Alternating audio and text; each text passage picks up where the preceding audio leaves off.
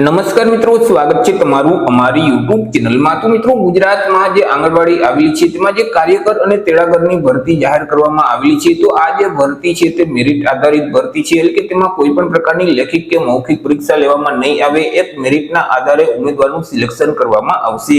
તો મિત્રો, મેરિટની ગણતરી છે તે કેવી રીતે કરવાની રહેશે તેના વિશે એક જ વિડીયોમાં માહિતી મેળવી લઈએ। તે પહેલા વિડીયો ગમે તો લાઈક અને શેર કરી દેજો, ચેનલમાં નવા હોય તો ચેનલને સબસ્ક્રાઇબ કરી દેજો। તો ચાલો મિત્રો, વિડીયોની શરૂઆત કરીએ।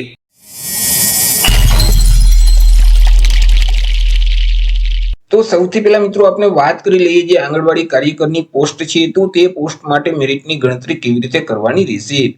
તો મિત્રો, અહીં તમે જે ધોરણ 10 ની પરીક્ષા પાસ કરેલ છે તેમાં જેટલી ટકાવારી મેળવેલ છે તે ટકાવારીના 20 માર્ક લખવાના રહેશે। એટલે કે માની લ્યો કે 10મા ધોરણની પરીક્ષામાં તમને 70% મળેલ છે, તો 70 ગુણ્યા 20 ભાગ્યા 100 કરશો એટલે જે જવાબ આવશે તે ધોરણ 10 ના માર્ક ગણાશે। ત્યાર પછી ધોરણ 12 હતું તો તે સમકક્ષની પરીક્ષા જે પાસ કરેલ છે તેમાં જેટલી ટકાવારી મેળવેલ છે તે ટકાવારીના 30 માર્ક તમને આપવામાં આવશે।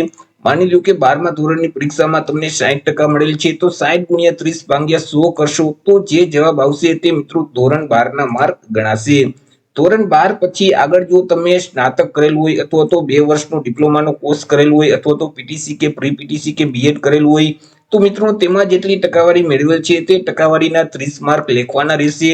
માની લ્યો કે તમને સ્નાતક અથવા તો પીટીસી કે બીએડ માં તમને મિત્રો 80% મળેલ છે, તો 80 ગુણ્યા 30 ભાગ્યા 100 કરશો જે જવાબ આવશે તે મિત્રો તમારા સ્નાતકના માર્ક ગણાશે। ત્યાર પછી તમે જો અનામત વર્ગમાં આવતા હશો, જેમ કે એસસી અથવા એસટી, એસસીબીસી એટલે કે ઓબીસી કે ઈડબ્લ્યુએસ કેટેગરીમાં આવતા હશો અને તમે તમારા જાતિનું પ્રમાણપત્ર રજૂ કરશો તો તમને 10 માર્ક છે તે વધારે મળવાપાત્ર થશે।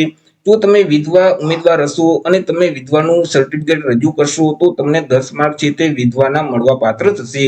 આવી રીતે મિત્રો કુલ 100 માર્કમાંથી મેરિટ છે તે તૈયાર કરવામાં આવશે। પરંતુ મિત્રો તમે ખાલી ધોરણ 12 ની પરીક્ષા પાસ કરેલ છે, સ્નાતક કે મિત્રો અહીં પીટીસી પાસ નથી કરેલ કે નથી તમે અનામત વર્ગમાં આવતા કે નથી તમે વિધવા મહિલા, તો મિત્રો ત્યારે તમારું મેરિટ છે તે માત્ર 50 માર્કમાંથી જ બનશે। એવી જ રીતે મિત્રો આગળ જે આંગણવાડી તેડાગરની જે પોસ્ટ છે તો તે પોસ્ટ માટે મેરિટની ગણતરી કેવી રીતે કરવાની રહેશે તેના વિશે વાત કરી લઈએ। તો તેમાં મિત્રો તમે જે ધોરણ 8 ની પરીક્ષા પાસ કરેલ છે તેમાં જેટલી ટકાવારી મેળવેલ છે તે ટકાવારીના 20 માર્ક તમારે લખવાના રહેશે। માની લ્યો કે 8મા ધોરણમાં તમને 50% મળેલ છે, તો 50 ગુણ્યા 20 ભાગ્યા 100 કરશો તો જે જવાબ આવશે તે ધોરણ 8 ના માર્ક ગણાશે। ત્યાર પછી ધોરણ 10 ની પરીક્ષા જે પાસ કરેલ છે તેમાં જેટલી ટકાવારી મેળવેલ હશે તેમના મિત્રો 30 માર્ક ગણવાના રહેશે। માની લ્યો કે 10મા ધોરણમાં 70% મળેલ છે, તો 70 ગુણ્યા 30 ભાગ્યા 100 કરશો તો જે જવાબ આવશે તે ધોરણ 10 ના માર્ક ગણાશે। આગળ જો ધોરણ 10 પછી 2 વર્ષનો ડિપ્લોમાનો કોર્સ કરેલ હશે કે ધોરણ 12 પછી 2 વર્ષનો ડિપ્લોમાનો અભ્યાસક્રમ કરેલ હશે અને તેમાં જેટલી ટકાવારી મળેલ છે તો તેમના 30 માર્ક લખવાના રહેશે। માની લો કે ડિપ્લોમાનો જે અભ્યાસક્રમ કરેલ છે તેમાં મિત્રો તમને 60% મળેલ છે, તો 60 ગુણ્યા 30 ભાગ્યા 100 કરશો તો જે જવાબ આવશે તે તમારા ડિપ્લોમાના માર્ક લખાશે। ત્યાર પછી અનામત વર્ગમાં આવતા હશો એટલે કે એસસી, એસટી, એસસીબીસી એટલે કે ઓબીસી કે ઈડબ્લ્યુએસ કેટેગરીમાં આવતા હશો અને તમે જાતિનો દાખલો આપશો તો તેવા સંજોગોમાં 10 માર્ક તમને વધારે મળવાપાત્ર થશે। વિધવા ઉમેદવાર હશો અને તમે વિધવાનું સર્ટિફિકેટ આપશો તો ત્યારે પણ તમને 10 માર્ક વધારે મળવાપાત્ર થશે। તો જે તેડાગરની પોસ્ટ છે તેમાં પણ 100 માર્કમાંથી એક મેરિટ લિસ્ટ તૈયાર કરવામાં આવશે અને મેરિટના આધારે ઉમેદવારનું સિલેક્શન કરવામાં આવશે। તમે જો ખાલી ધોરણ 10 ની પરીક્ષા પાસ કરેલી છે, આગળ ડિપ્લોમાનો અભ્યાસક્રમ નહીં કરેલું હોય, અનામત વર્ગમાં પણ નથી આવતા અને વિધવા મહિલા પણ નથી, તો ત્યારે મિત્રો માત્ર 50 માર્કમાંથી જ તમારું મેરિટ છે તે ગણાશે।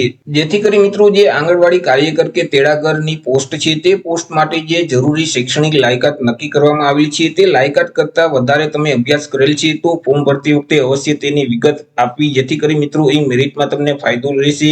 તે સિવાય અનામત વર્ગમાં આવતા હશો તો મિત્રો તમારી જાતિનો દાખલો છે તે ફરજિયાત અપલોડ કરી દેવો, જેથી કરી તમને 10 માર્ક વધારે મળવાપાત્ર થશે।